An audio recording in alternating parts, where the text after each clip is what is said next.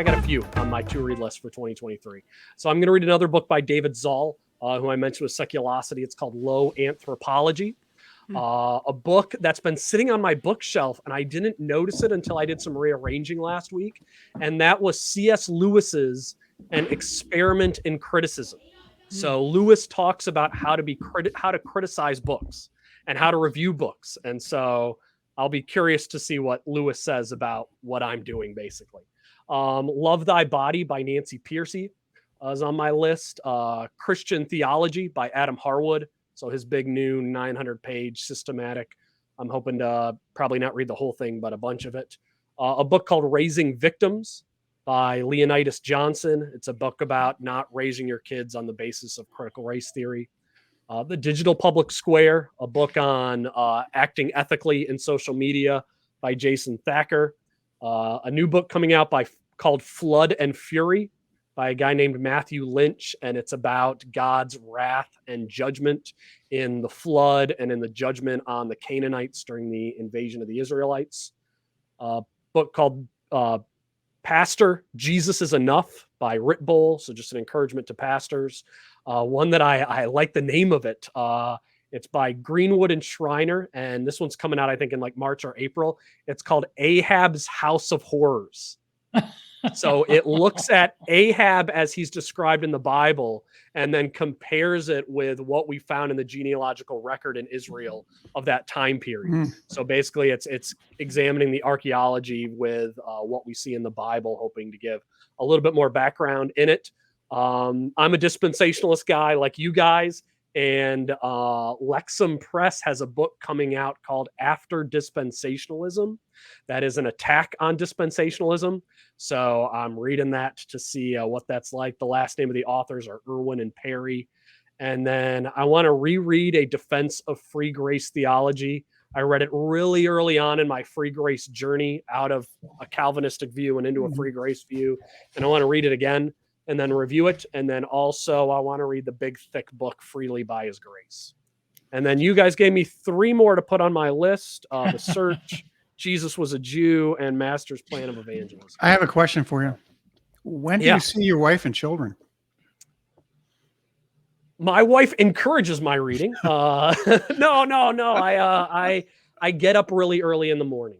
So some of those titles, to be honest with you, sounded like a punishment to me to be forced to read them. You're not going to get up in the morning to read Ahab's House of Horrors? Probably not. It does sound interesting, the title. Wait, does it have pictures? Does it have pictures? Pictures. I'm banking on it having pictures. Like I am counting on pictures in that book.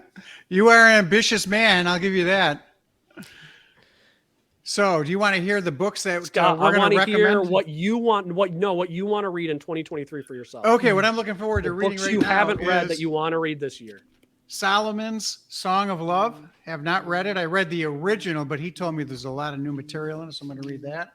I have yet to read The Spirit of the Antichrist, the second book by Hicks. I started it, but I have not read, but I'm going to read The Judgment Seat of Christ. And I also have Rush Limbaugh's book, The Goat.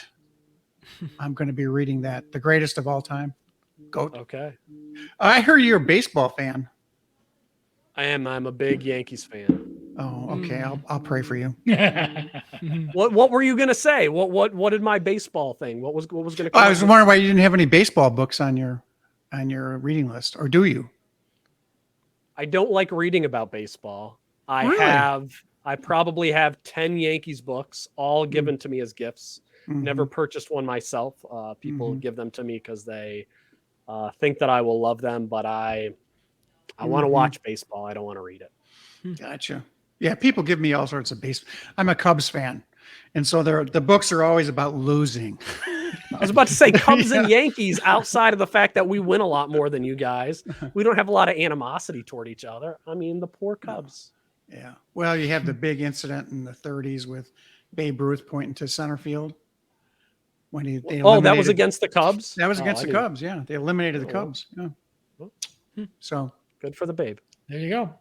All right, Gary, what do you want to read in 2023? I have the same list that Scott has because he's going to force me to read those for the podcast.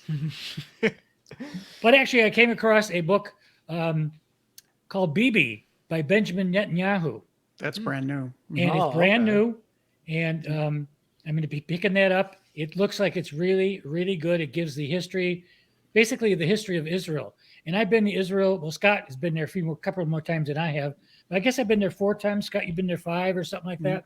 And so I'm very interested in what's going on there politically. And that's what this book is about, besides the geographical stuff that we always do. So I'm looking forward to hearing a prime minister, and he's the current prime minister again. Yeah. His perspective on what's going on in the Arab world and in the Middle East. Okay. Yeah. Gabe, is yours just your syllabus list for the spring? Is that the books you're reading? Pretty much. And then there's also another book. It's called the Bible. Oh, yeah, yeah. One.